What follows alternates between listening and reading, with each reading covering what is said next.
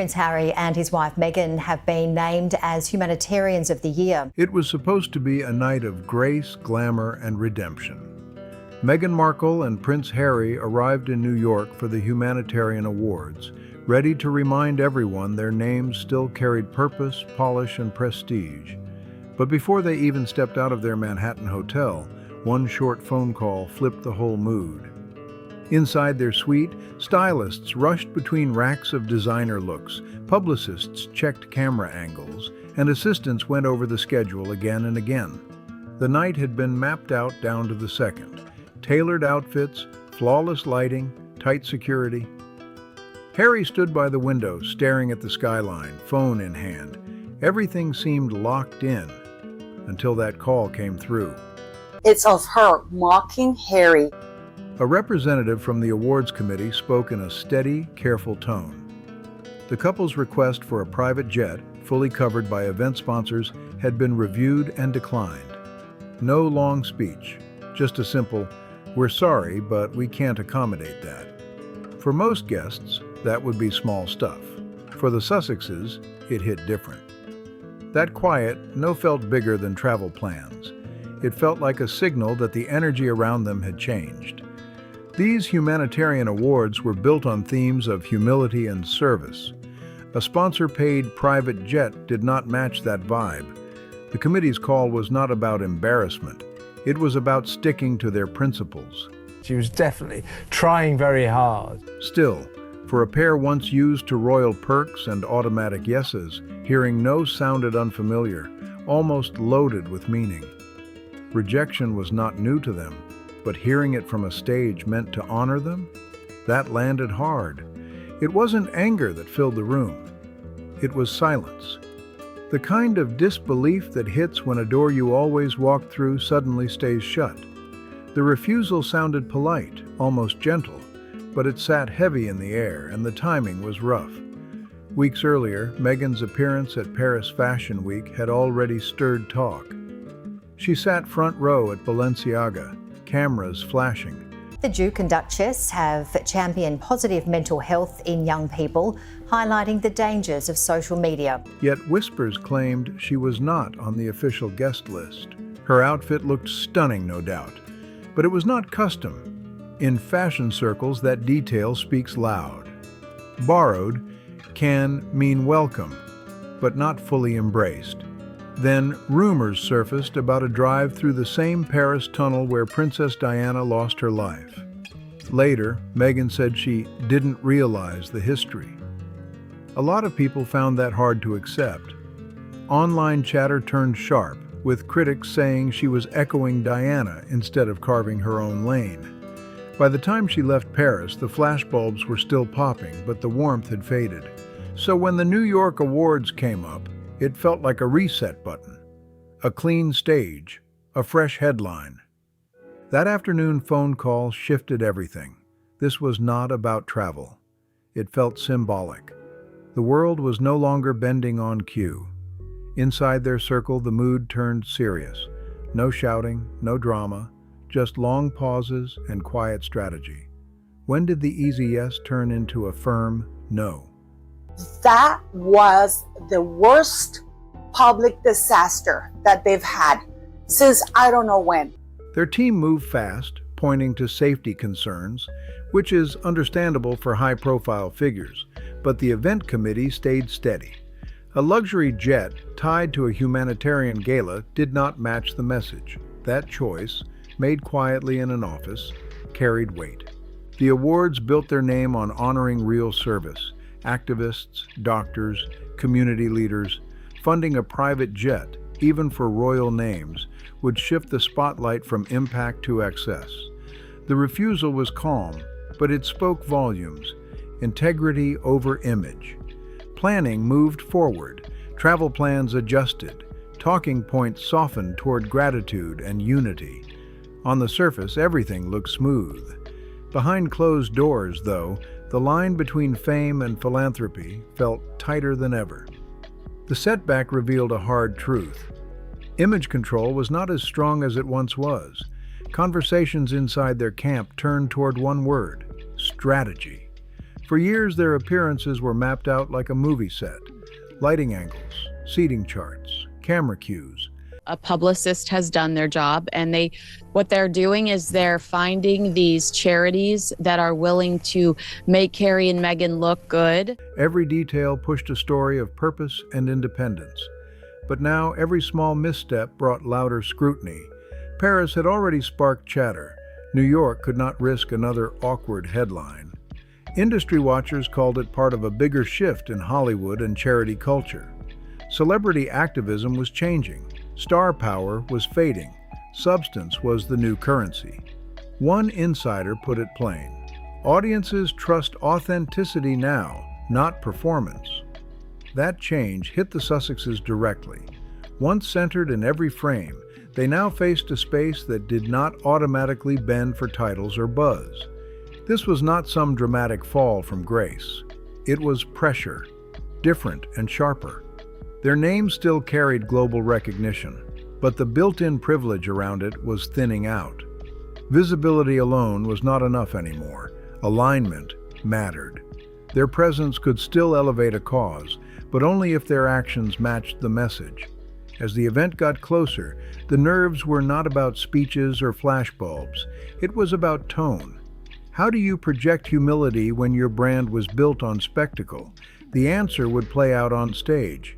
But the real test had already started with how they handled that quiet number. That was the pivot point. By ceremony week, things looked professional on the surface. Both sides kept it smooth. Privately, though, reflection kicked in. For the committee, the decision reinforced a core rule: fairness protects credibility. It follows the establishment of the Archibald Foundation in 2020, a non-profit organisation advocating online safety. Together we can and we will build the movement that all families and all children deserve. For Harry and Meghan's team, it sparked concern about perception.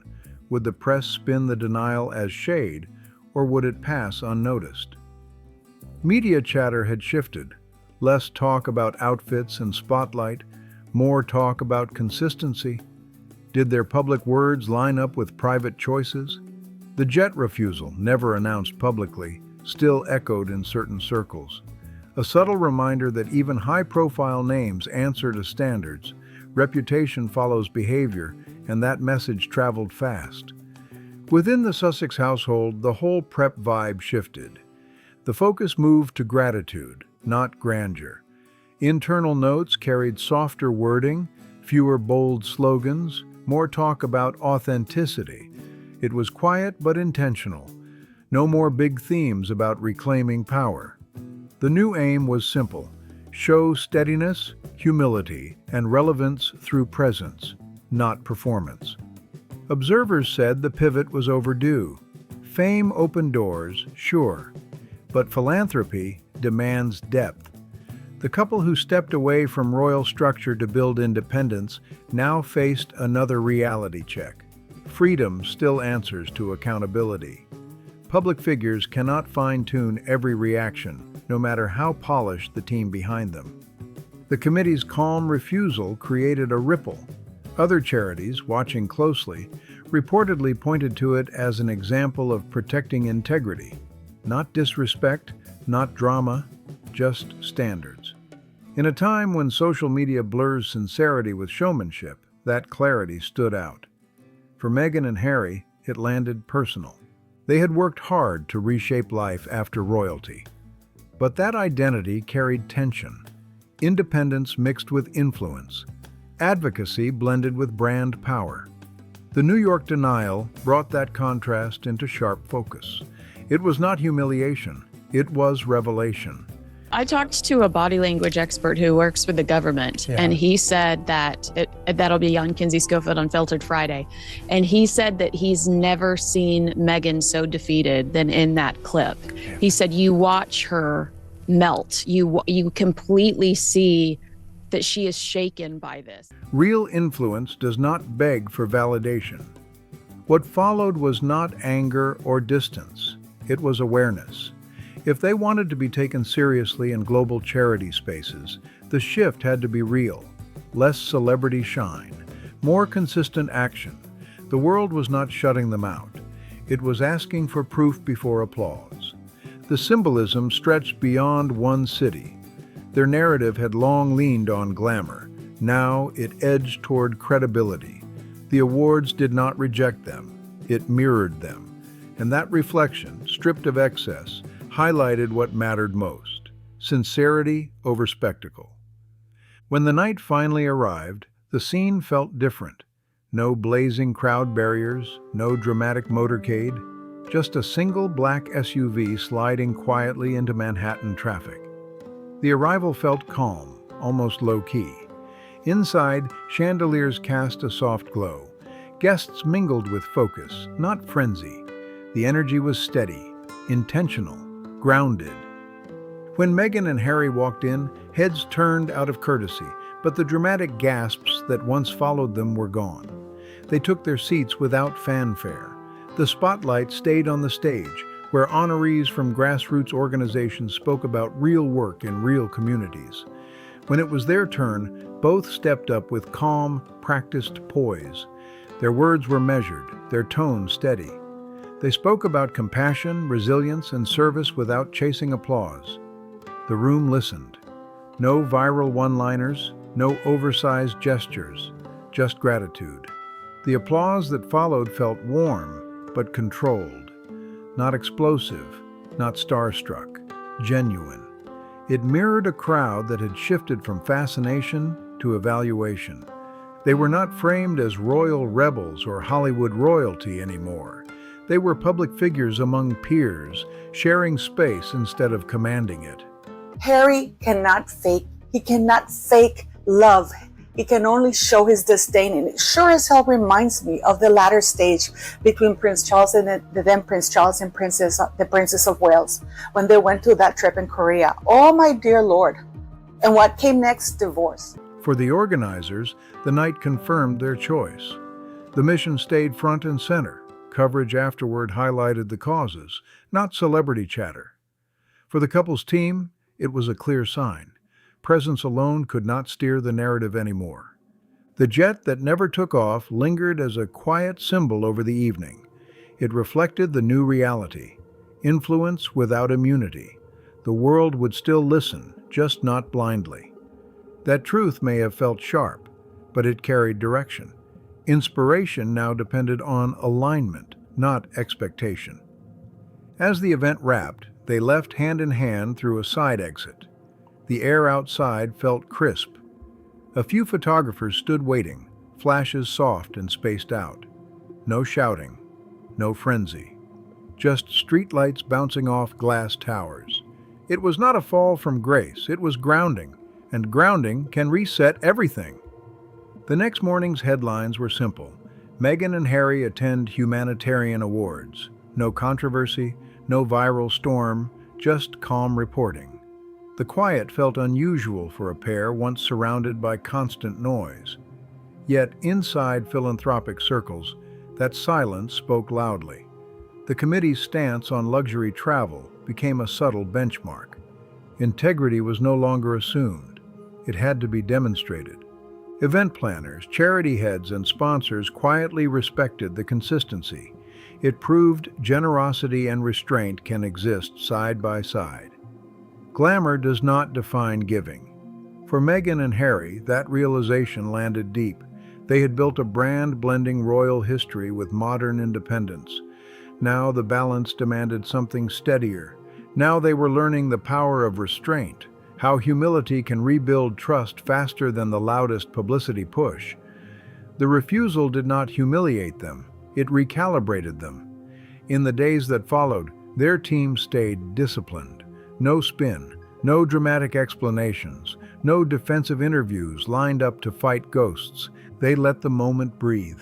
And in a world obsessed with instant reactions, that silence felt strategic. When sincerity backs it up, quiet can hit harder than any headline. Later, observers called the night a reset, a subtle correction. After long stretches of spectacle, the couple showed they could adjust, absorb the message, and step back without making noise.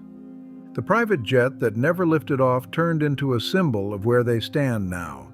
not soaring above the crowd, but walking beside it. In that stillness, one truth stood tall. Influence is not about control, it is about consistency. People do not demand perfection, they look for authenticity. The Humanitarian Awards did not strip the Sussexes of relevance. It reminded them, and everyone watching, that credibility grows when the mission outweighs the image. As they looked over the New York skyline that night, city lights bouncing off the Hudson, the meaning may have settled in. The jet stayed grounded, and maybe that was the point, because purpose does not live in altitude. It lives in alignment. If stories like this help you unpack how fame, power, and purpose clash in today's culture, hit subscribe and stay locked in. The next chapter is already moving, and sometimes the quietest pivots carry the loudest impact.